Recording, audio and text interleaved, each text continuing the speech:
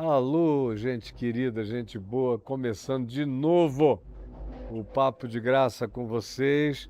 Eu tinha dito antes que é uma pena aqueles que chegam no dia, na hora, e hoje eu vou falar sobre o capítulo 5, verso 6, e a pessoa pensa que é um texto avulso, como a da chamada caixinha de promessas do passado. Não, não é.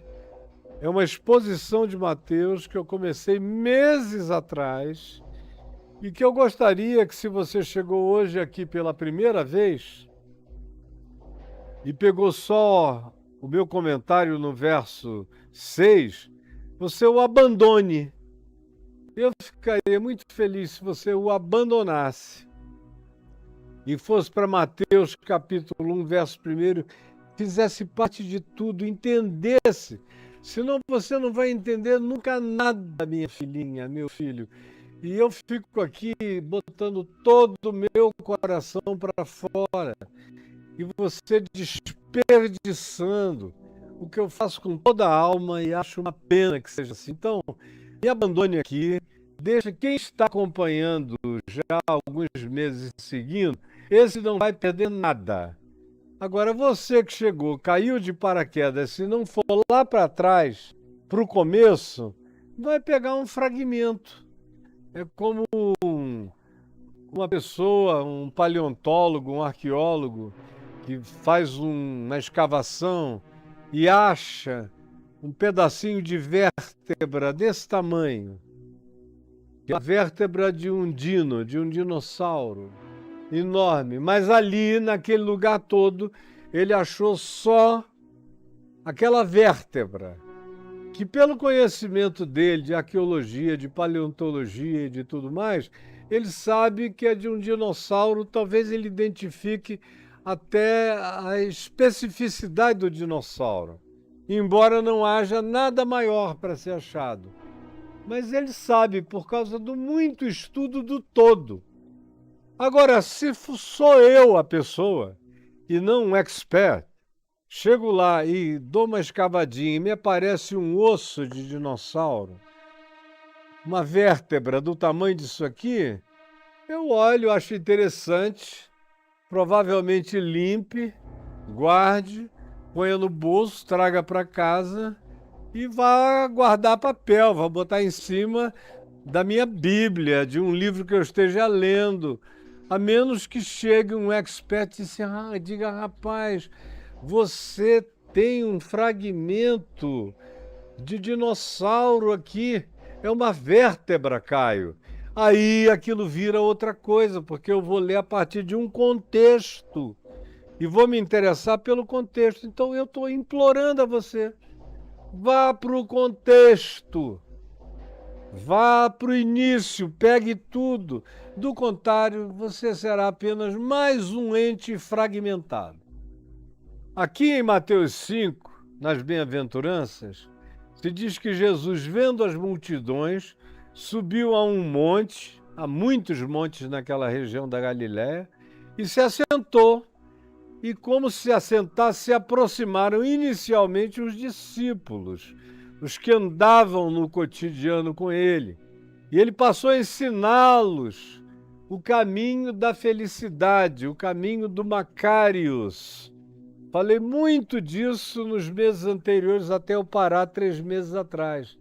O caminho do Macários, porque a expressão bem-aventurado, que significa feliz, ou aquele que é dotado de boa ventura, de bom caminho, de boa graça, de boa vida, de boa assistência, de boa sorte, no sentido de que ele carrega uma bênção muito especial sobre a vida dele.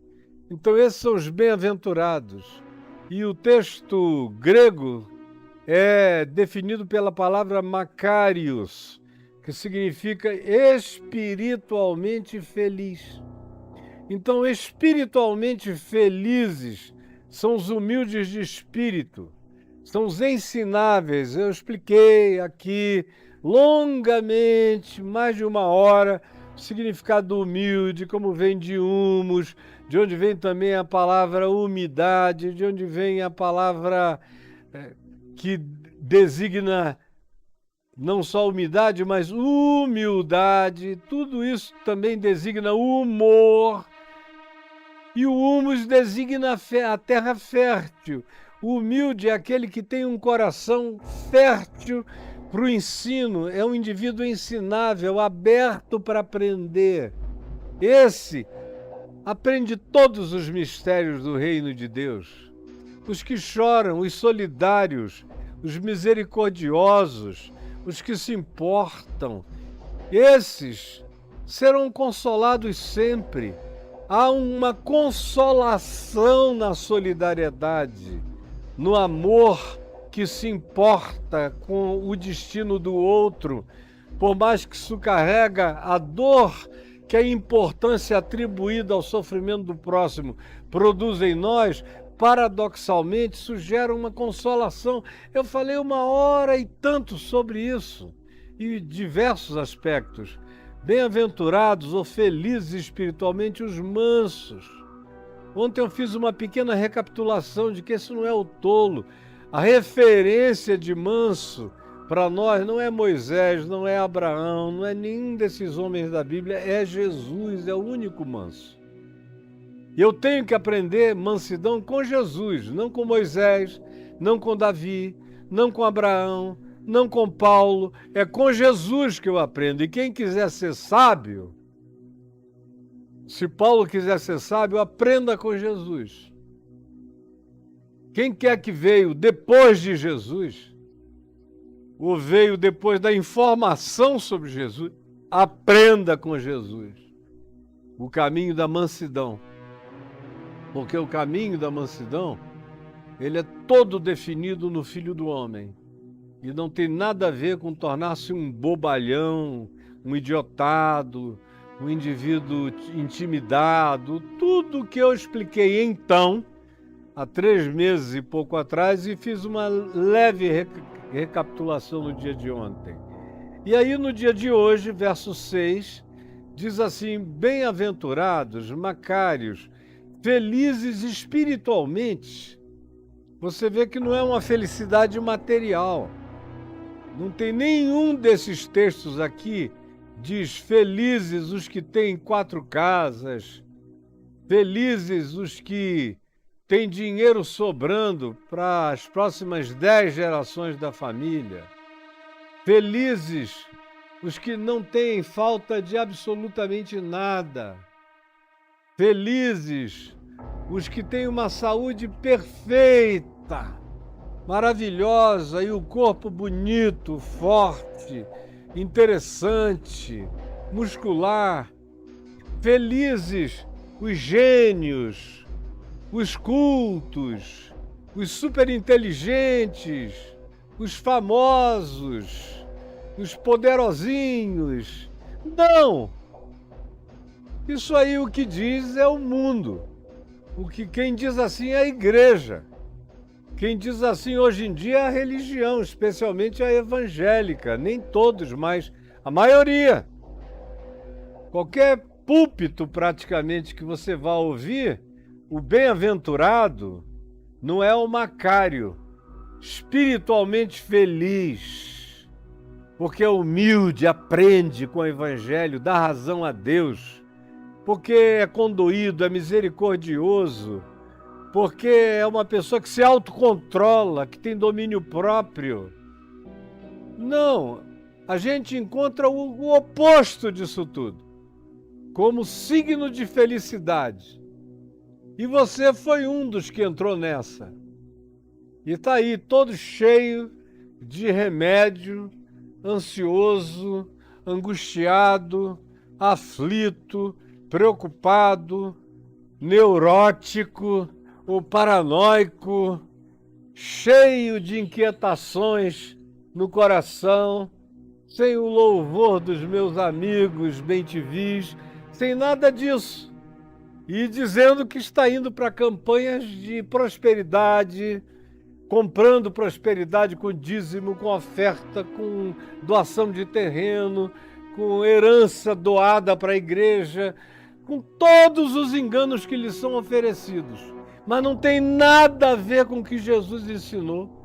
sobre o Macários, sobre o caminho daquela espiritualmente felizes, que são os indivíduos que semeiam no coração a divina semente, como diz Pedro.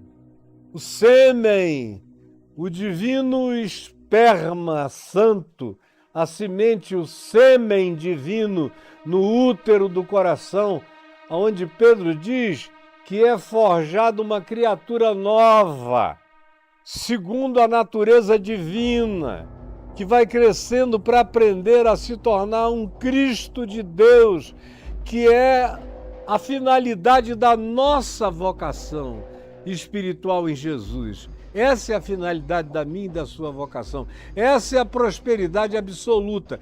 O resto é engano no qual você está sendo enganado e deixando sua saúde, seu dinheiro, toda a sua vida nas mãos de alguns estelionatários especializados em enganar pessoas em nome de Deus.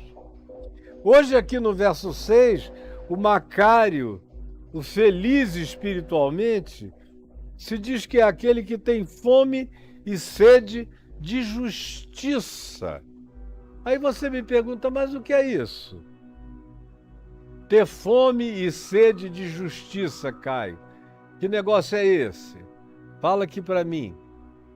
É andar com a Constituição do Brasil na mão, todo dia, o dia inteiro, lendo, relendo.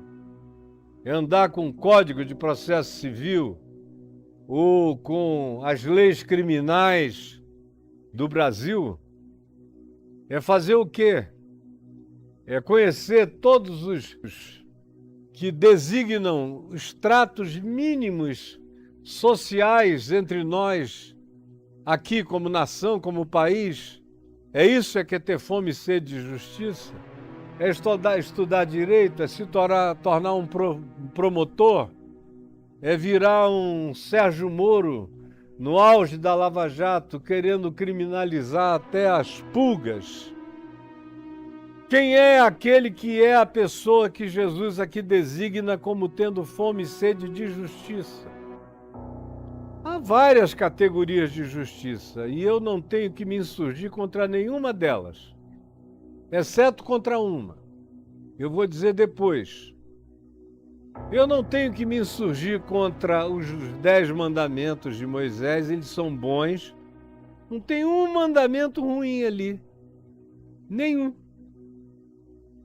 Nenhum deles, como diz Paulo em Romanos, ora, a lei, ele estava se referindo aos 10 mandamentos, a lei é boa, santa e justa. É justa, santa e boa. O que tem de errado com a lei? Nada. Eu nem penso nela, porque eu amo. E olho para a vida com amor, então não penso nos 10 mandamentos, a não ser quando eu tenho que pregar. Do contrário, eu nem penso neles, porque eles me habitam. Eles me habitam. Sem precisar de tábua nenhuma ou de ninguém me lembrando, eles me habitam. Eu tenho um só Deus no meu coração. Eu tenho maior alegria de cuidar do nome de Deus na minha vida, para que a minha vida não viva Deus em vão. Não é só o nome, é a vivência de Deus em mim que não pode ser vã, tem que ter significado. Honrar meu pai, minha mãe, eu os honro todo dia, mesmo depois deles partirem, eu os honro, melhorando-os e dando glória àquilo que foi minha melhor coroa humana que veio deles. Qual o meu problema com os 10 mandamentos? Nenhum. Tá certo, não adulterar. Quem adultera está cavando um buraco, uma sepultura de morte para si mesmo, de engano, de mentira, de destruição do caráter. Está virando um molusco na alma, está perdendo a densidade de ser. O que eu tenho contra os 10 mandamentos? Contra não roubar, não falsificar palavra nenhuma, não trazer nenhuma fake news, não dar falso testemunho contra o meu próximo, seja ele quem seja. Não viver de cobiça, desejando o que seja dos outros. O que quer que dos outros seja, é dos outros, não é meu. Eu não ando procurando, nem desejando, nem com inveja de nada. Os 10 mandamentos são ótimos. Eu só sei que eles não salvam. Só sei que do ponto de vista objetivo e subjetivo não tem ninguém que os cumpra por inteiro. Por mais que o fariseu mais exacerbadamente fiel aos códigos externos dos 10 mandamentos cumprisse tudo, como aquele jovem rico se jactou dizendo, tudo isso eu observo desde a minha mocidade, mas no coração não cumpria. Aí o que Jesus fez foi fazer uma reversão do espelhamento. Ao invés de mostrar a cara dele do lado de fora, mostrou para ele o rosto dele do lado de dentro. Como do lado de dentro, ele estava cheio de cobiça. Ele não cobiçava o que era do outro, ele cobiçava o que era dele. Ele cultuava o que era dele. Ele era idólatra do que ele possuía. Ele tinha uma relação de fidelidade a Mamon, a um Deus, e ele vinha aqui com uma conversinha de exterioridades para Jesus. Jesus vira, faz uma inflexão e diz, enxerga para dentro, garoto. E foi isso que fez o rapaz se afastar, muito triste. Então, os 10 mandamentos não devem ser nenhuma preocupação, eles devem se transformar no instinto. Assim como Paulo diz em Gálatas 5, isso tem que virar instinto em vocês. Tem que ser fruto do amor, fruto do Espírito Santo. Essa justiça, esse mandamento do reino de Deus. Segunda coisa, bem-aventurados os que têm fome e sede de justiça. De que justiça?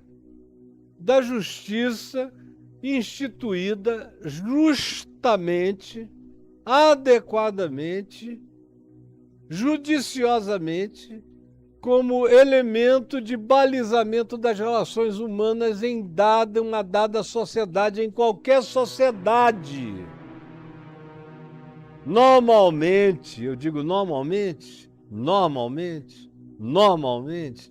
as leis são boas, exceto num país fanático, religioso, como o Irã, ou como o Iraque, ou como a Arábia Saudita, ou como um monte de outros países de legislação pesadíssima, de xarias proibitivas em todas as direções, ou mesmo em alguns lugares de alguns países onde determinadas religiões são prevalentes e naquele lugar, no âmbito daquele county, tudo é proibido.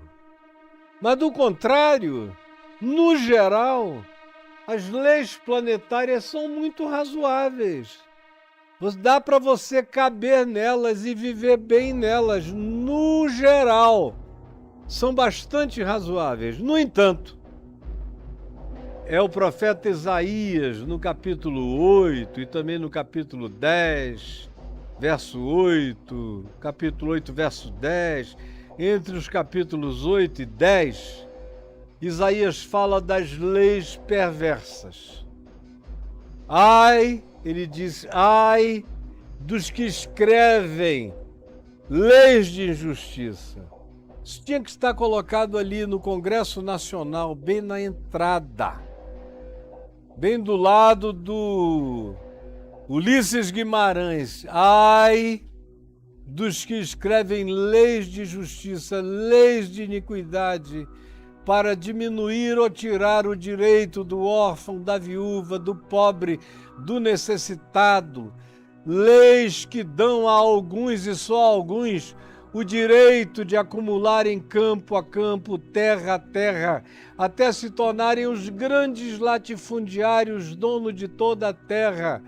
Ai daqueles que constroem e escrevem leis de acumulação de bens, aonde se acumula tanto sobre os poucos que a grande maioria passa fome. Leia lá em Isaías e leia em todos os profetas como existem leis que, mesmo escritas, validadas, vindicadas pelas autoridades constituídas, elas precisam ser desobedecidas. Por quê? Porque eu tenho fome e sede de justiça. E aquilo ali só está escrito, mas não é lei segundo o caráter de Deus. Não é lei segundo o princípio universal de justiça, de verdade, de equidade, de equanimidade, de equilíbrio, de partilha, de disposição que torne a existência humana factível, possível, sem disparates e absurdos enormes de separação. Porque se a lei, em qualquer lugar, em qualquer estado, for escrita estabelecendo princípios de injustiça, de desarmonia, eu vou desobedecê-la. Vou desobedecê-la com todo prazer, não obedecerei lei injusta. Venha do rei, venha do Führer, venha do general, venha do presidente, venha da Suprema Corte, se for lei que me mande transgredir minha consciência contra o Evangelho, contra a justiça do reino de Deus, contra aquilo que minha consciência me ensina como sendo o que naturalmente todo ser humano tem que ter, sem acepção de pessoas. Eu, não encontrando essa lei justa e sendo imposta sobre mim a perversidade escrita por uma elite maldosa, enfrentarei e viverei com as consequências. Se tiver que ser preso, serei. Se tiver que ser degolado, serei. Como todos os que tentaram servir a Deus na história humana e que lidaram com leis perversas. Os profetas de Israel, praticamente todos eles foram objeto de mortes violentas ou de torturas, praticadas em nome da lei contra eles, da lei em vigência. Era em nome da lei que em João 8 se pegou em pedras para apedrejar uma adúltera. Era a lei, Moisés nos mandou. E está lá dito que o adúltero e a adúltera deveriam ser apedrejados. E foi Moisés quem disse isso. Aí Jesus disse, então faz o seguinte, quer cumprir a lei de Moisés, pode cumprir à vontade. Quem dentre vós estiver sem pecado, seja o primeiro que atire pedra. E aí eles não cumpriram a lei de Moisés, foram se retirando um por um. Houve uma quantidade enorme de prisões de Paulo que aconteceram porque ele não estava cumprindo legislações judaicas que eles queriam impor sobre Paulo porque ele era judeu, mesmo em terra estranha, mesmo no mundo greco-romano. E ele disse, por nenhum momento me submeti, nem me submeterei. Porque Jesus tinha ensinado o seguinte, a lei de Moisés é para ser obedecida, ela é boa, justa, santa. As leis de um código civil, de convívio humano, a grande maioria, como eu já disse, são leis boas, fazem funcional a sociedade. Quando eu encontro leis que são contra a equidade, a verdade, a justiça, como as coisas devem ser, a partir da consciência que eu herdei, vou dizer de onde, e essas leis são contrárias, eu as enfrento e vivo com as consequências. Por quê? Porque eu não sou servo da lei de Moisés, nem da Constituição brasileira, nem da Constituição americana, nem de nenhuma legislação que fosse imposta por um imperador romano, como Paulo diz em Romanos 13, onde ele diz que a autoridade, a exousia é a palavra que ele usa, é aquele que encarna a autoridade, ou que representa ou simboliza a autoridade, o representante da exousia. seja o rei, seja o imperador, seja o sacerdote, seja o governador, quem encarne a autoridade, o juiz, num determinado ambiente é para ser obedecido. Se o que ele diz é bom, se ele diz o que é bom, então que ele seja louvado. Se ele manda fazer o que é certo, então que ele seja aplaudido e obedecido. Agora, se ele me manda fazer o que é errado, eu não o obedecerei de jeito nenhum, porque eu estou sob um outro mandamento, superior a esse, que é o mandamento sobre o qual Jesus fala aqui agora. Bem-aventurados, prósperos, macários, felizes, os que têm fome e sede de justiça. Não é de justicismo. Tem muita gente legalista e justicista. Tem fome e sede de justicismo. Eles andam por ali querendo encontrar onde eles vão transgressão nos outros. E justamente acabam se tornando aqueles a respeito dos quais Jesus falou, que são os que coam o camelo, coam o mosquito e engolem o camelo. Coam o mosquitinho. Meu Deus, o mosquito, sai o mosquito. Mas traga o camelo e ele engole todinho. Camelão. Geralmente são essas pessoas, os judiciosos, os legalistas, são os coadores de camelos e os engolidores, os coadores de mosquito e engolidores de camelo. Os legalistas, os judiciosos, em geral, são os coadores de mosquito e engolidores de camelos. Estão aí para todo lado.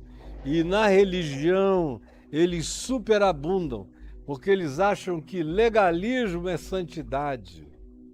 Eles acham que letrismo é zelo de Deus. Eles acham que procurar vírgulas, tios, de qualquer que seja a contradição em alguma coisa que esteja escrito em algum lugar que possa ser contrastado com a falta de obediência letrista de um dado indivíduo àquilo, é para ele ser denunciado, perseguido, expulso, afastado. Você ser assim é um perverso. Você que é assim é um perverso. Seu pastor que é assim é um perverso. Os líderes da sua igreja que praticam assim são perversos. São todos fariseus. Para você foi escrito Mateus 23. Leia Mateus 23, foi todo escrito para você que ama a justiça, justicista, vingadora, vingativa, arrogante e soberba. Para você que foi escrito isso. Você entendeu? Porque eu estou debaixo de uma outra justiça, superior a essas todas. Quando essas outras justiças que eu mencionei superficialmente aqui não estão atrapalhando, eu obedeço tudo. Agora, quando qualquer nível dessa justiça, seja da lei de Moisés, seja da Constituição brasileira, seja do Código Penal brasileiro, seja de qualquer legislação, de qualquer natureza, de qualquer país ou de qualquer etnia, que me coloquem num estado de contradição e de choque em relação à justiça do reino de Deus, aí eu não me submeterei sob hipótese nenhuma. Hipótese nenhuma, jamais. Buscai, pois, o seu reino e a sua justiça. Em primeiro lugar, é o que Jesus diz em Mateus 6. Buscai, pois, em primeiro lugar, o reino de Deus e a sua justiça, e as demais coisas vos serão acrescentadas. Em primeiro lugar vem o reino, a justiça do reino. Ou como ele diz aqui, no Evangelho de Mateus, em verdade eu vos digo, que se a vossa justiça não excederem muito. Olha só, Mateus capítulo 5, verso 20. Porque vos digo que se a vossa justiça não exceder em muito a justiça dos escribas, dos escrevedores de leis, dos donos de cartório de legislação, se não exceder a dos escribas e fariseus, se não exceder a justiça desses fariseus descritos em todos os 4 evangelhos, especialmente em Mateus 23, que é um horror de justicismo, se a de vocês não exceder a deles é física, é exterior, é formal, é do olho para fora, é legalista, é judiciosa, é aplicada com réguas, com mensuramentos, com pesos e medidas, com neurose culposa e culpante. Não! A justiça do reino de Deus é diferente. Ela é misericordiosa, ela é compassiva, ela é bondosa, ela é verdadeira, ela é santa, ela é equânime, ela traz prazer na equidade, na boa distribuição, ela gosta de ver todos comendo, todos bebendo, todos vestindo, todos morando, todos habitando, todos saudáveis, todos com expressão de liberdade de ir e de vir. Essa é a justiça do reino de Deus, que é muito maior do que a justiça de Moisés, do que a justiça dos escribas, do que a justiça mais tarde do Talmud, ou da Zorá, ou dos rabinos que escreveram outros códigos. É mais elevada do que o Código de Hammurabi, do que todos os outros códigos de justiça dos sumérios, ou dos egípcios, ou de qualquer outro grupo que tenha escrito qualquer coisa, ou da maçonaria. Está acima de tudo, eu não me guio por nenhuma delas, porque quem seguia, preste atenção, quem seguia, você está me vendo? Quem seguia pela justiça do reino de Deus, não tem nem que pensar nas outras constituições, nas tábuas da lei, em nenhuma justiça, na Torá inteira, no livro de Levítico, Número, Deuteronômio, tudo isso eu não penso nisso há anos, porque eu não estou em transgressão contra nada disso há anos, porque Jesus pagou o preço exterior de toda a justiça que eu não consigo cumprir, e de toda a justiça subjetiva que eu consigo menos ainda cumprir. Eu estou justificado por fora e por dentro, e todo escrito de dívida que havia contra mim foi rasgado inteiramente, assim como o véu do santuário que foi rasgado de alto a baixo em 2 partes. Quando Jesus morria na cruz, nas tuas mãos eu entrego o meu espírito.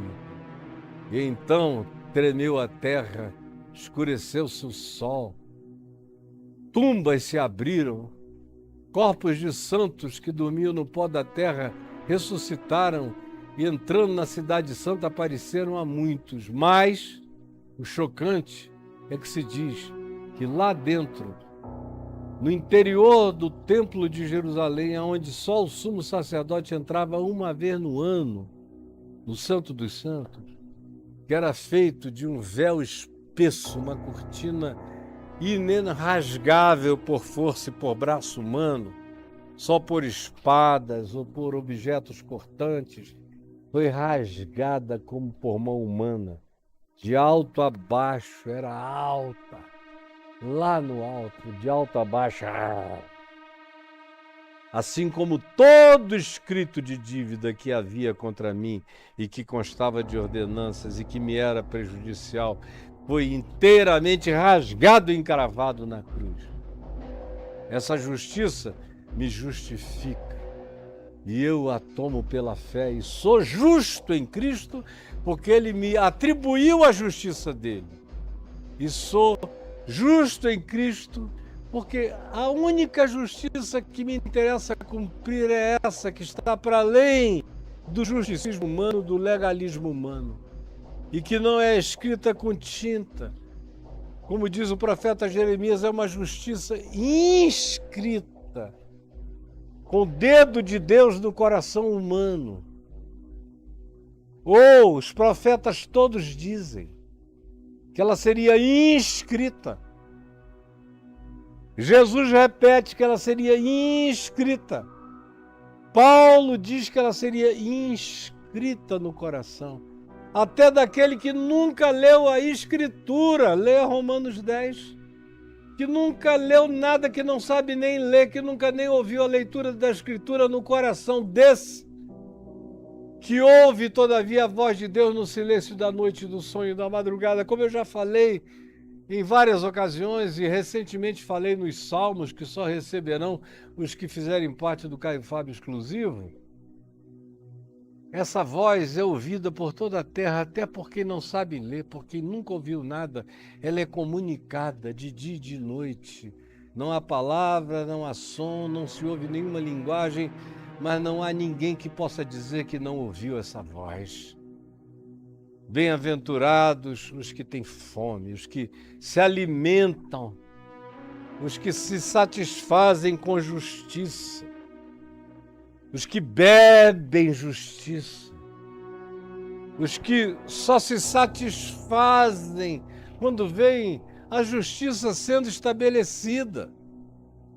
Por isso eu não poderia votar em determinados candidatos, que muita gente ficou com ódio de mim porque eu fui contra, e serei sempre que for assim.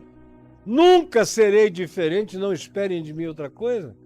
Porque eu tenho fome e sede de justiça, e aquele cara parecia ter fome e sede de maldade, de gargalhar sobre a doença dos outros, a impotência dos outros.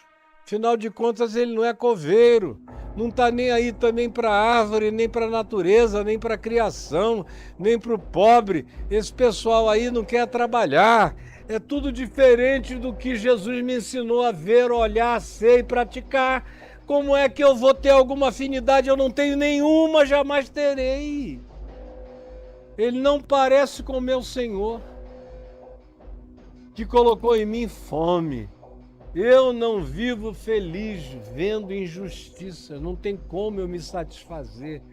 Não tem como eu me saciar. Eu estou saciado olhando em volta para o mundo. Tanta perversidade. 1.300 pessoas controlam os bens de 65% do resto da população mundial. Que coisa linda! Que no Brasil 5% tem um recurso de quase 90 e tantos por cento do resto da população. Não é maravilhoso? Eu estou saciado com esse país. Não podia estar melhor. Eu vou morrer de fome nesse país. Como eu vou morrer de fome olhando para o mundo? Vou morrer de sede, vendo as pessoas sem poderem atender às necessidades básicas da sua existência. Agora, o contraditório, o paradoxal é que Jesus diz: são espiritualmente felizes todos esses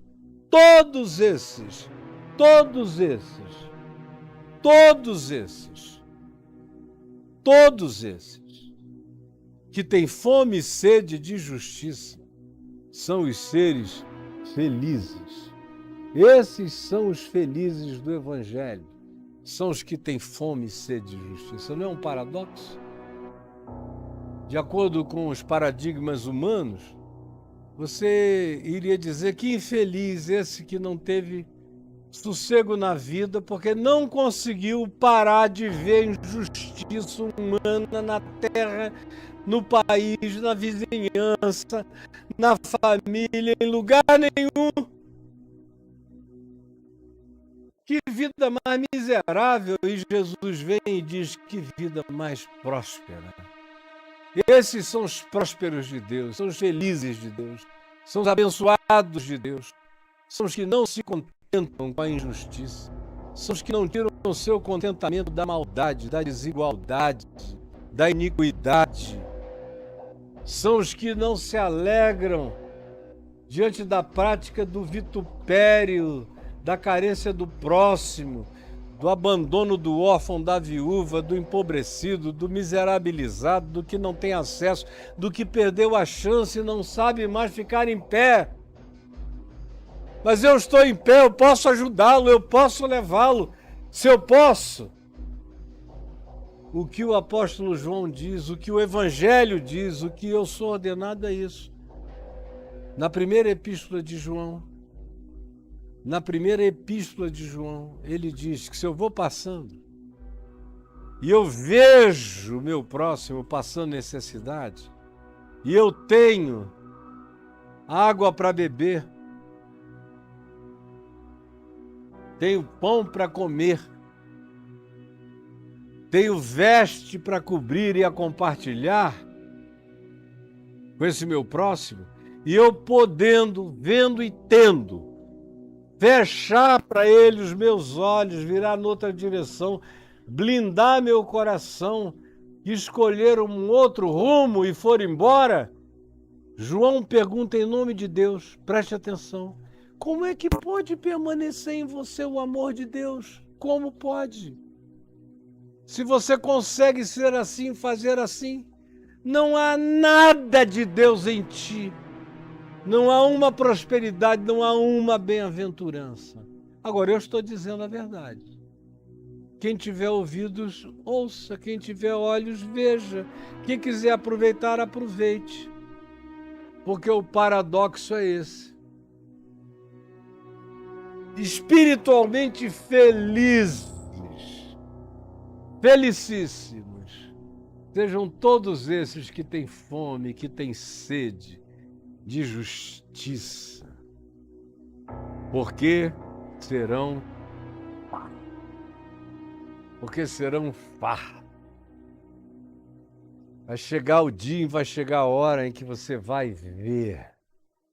Esses vão ser felicitados na manifestação do reino de Deus. Esses que buscam em primeiro lugar o reino de Deus e a sua justiça, que é essa justiça do Evangelho, segundo Cristo Jesus. Justiça pela qual eu abro mão das justiças, eu abro mão das vinganças, eu abro mão até do meu direito, se para tomar posse do meu direito eu tiver que entrar numa briga perene, eu abro mão de tudo para não perder o galardão da minha justiça, segundo o reino de Deus. Segundo essa justiça, eu perdoo sempre. Segundo essa justiça, eu me esqueço dos males a mim feitos. Se eu não me esquecer na memória, mas eu esqueço emocionalmente, eu me desemocionalizo, ainda que eu não seja um desmemoriado, eu sou um desemocionalizado de todo e qualquer possível trauma. Quanto mais eu aprendo a perdoar, menos trauma eu terei. Ou se eu aprender a perdoar de verdade, em mim não ficará nenhum trauma. De modo que quanto menos perdão, mais trauma. Quanto mais perdão, menos trauma. Vocês ficam aí complicando, coaches, não aprendem nada porque não querem aprender com Jesus e com o Evangelho. E eu estou aqui ensinando de graça o que não tem preço. Mas você não quer, não é? Você não quer ficar farto dessa alegria? De mesmo o mundo sendo como o mundo é, as pessoas sendo como as pessoas são, no que diz respeito a você, no âmbito e no pedaço de mundo que você alcança, que você pega para compartilhar, pega para distribuir, pega para dizer você quer, pega para fartar. E você se satisfaz da alegria do compartilhamento. até a chegada daquele dia em que não haverá mais fome, nem sede, nem lágrima, nem injustiça, nem calamidade, aonde ninguém vai gerar filho para que morram os jovens, ninguém vai produzir filhos para calamidade. Vai chegar esse dia, vai chegar essa hora.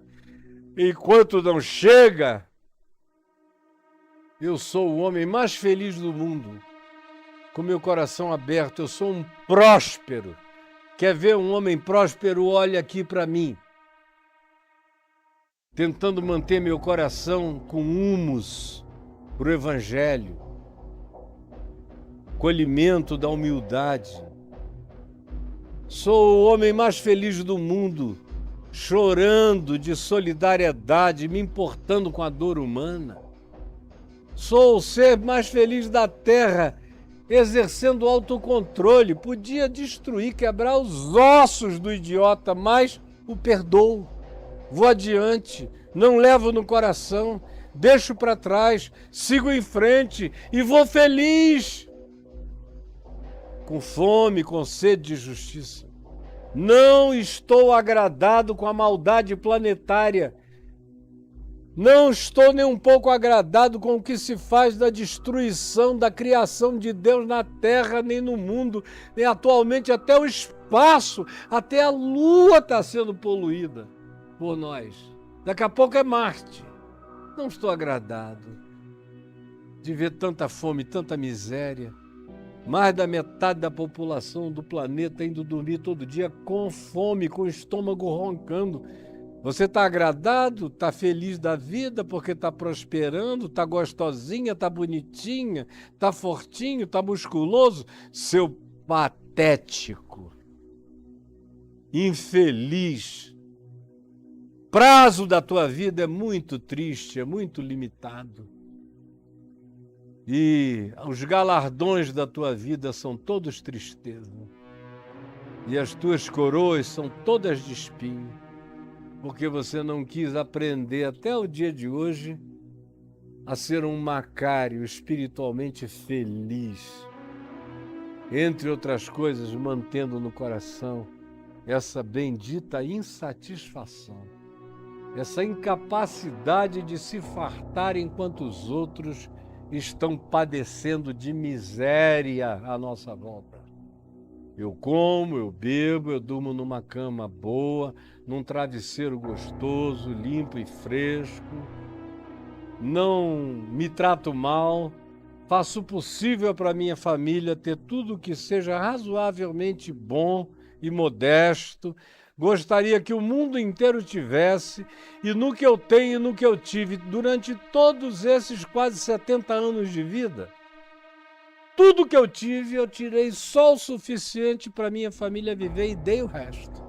E dei o resto e estou dando o resto e darei o resto até o último dia da minha vida, porque essa é a grande felicidade. Esse é o estilo de vida do Macários, do próspero, do bem-aventurado segundo Deus. E eu peço ao Senhor Jesus que te abençoe. Peço ao Senhor Jesus que te guarde. Aqui no Instagram acabou já, passou a hora, venceu. Mas que você fique cheio do Espírito Santo. E eu aguardo você no dia de amanhã aqui, no Papo de Graça. E na semana que vem a Adriana vai entrar e a gente vai voltar ao sistema de perguntas e respostas também. Senhor Jesus, eu peço que essa palavra simples, singela, não podia ser mais simples, tão explícita quanto essa pedra de tão óbvia, que essa tua palavra alcance o coração de alguém, que ela seja como um broquel entrando, furando a pederneira, para achar algum líquido precioso, algum tesouro na alma de alguém que está me vendo, ouvindo, assistindo agora, nesse instante.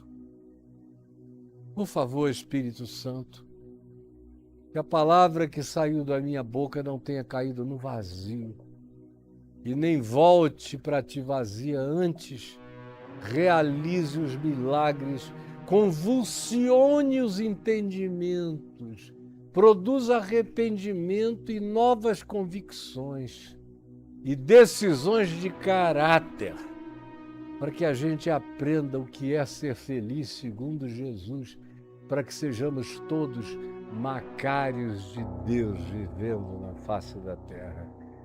É o que eu te peço em nome de Jesus. Eu quero que você seja muito abençoado, muito abençoada. Está vendo, querida, querido? Você que me assiste em qualquer lugar da terra. E quero convidar você para vir comigo a Israel. Em março do ano que vem, você entra aí no meu Instagram, ou no meu Facebook, ou no TikTok, em qualquer plataforma, a minha propaganda vai estar lá. E encheu, eu botei, abri, e o primeiro ônibus lotou assim, em 2 dias, 3 dias. Aí eu mandei contratar um segundo ônibus. Está enchendo. Se você não correr logo, eu não vou abrir um terceiro, porque não tem lugar. Nos hotéis em Israel está tudo muito cheio. Para eu reservar 3, 4 ônibus de hotel em Israel hoje, eu tenho que reservar hoje para o ano que vem. Para o ano que vem, agora, para o ano que vem. Não dá. Eu reservei há 3 meses atrás, 2 meses atrás, já não dava. Se eu quiser, eu tenho que fazer hoje em dia com mais de 1 ano de antecedência, para botar 3, 4 ônibus no mesmo hotel, porque está cheio. Então não perca seu tempo, se inscreva, está lá para qualquer um, e não me pergunte, Caio, como eu faço, porque não é possível, eu não vou explicar, está tudo explicado, está lá. Está lá.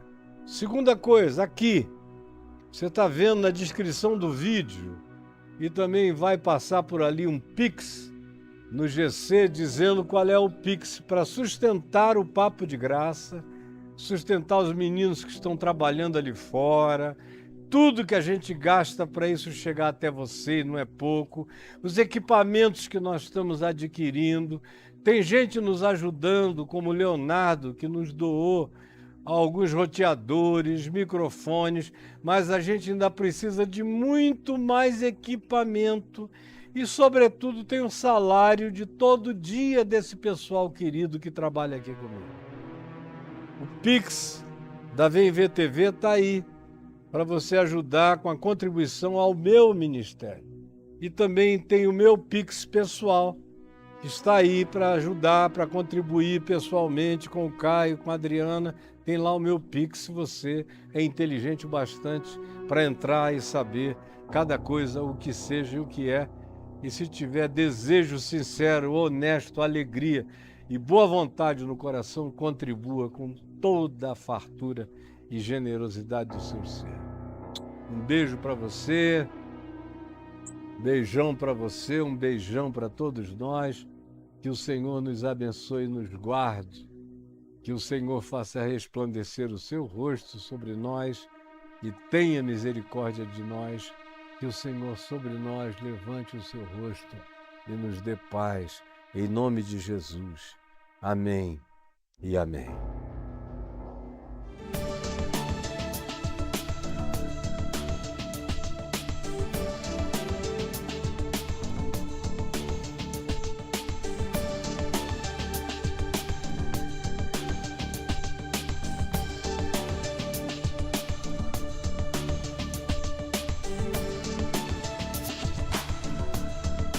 Oi, amor.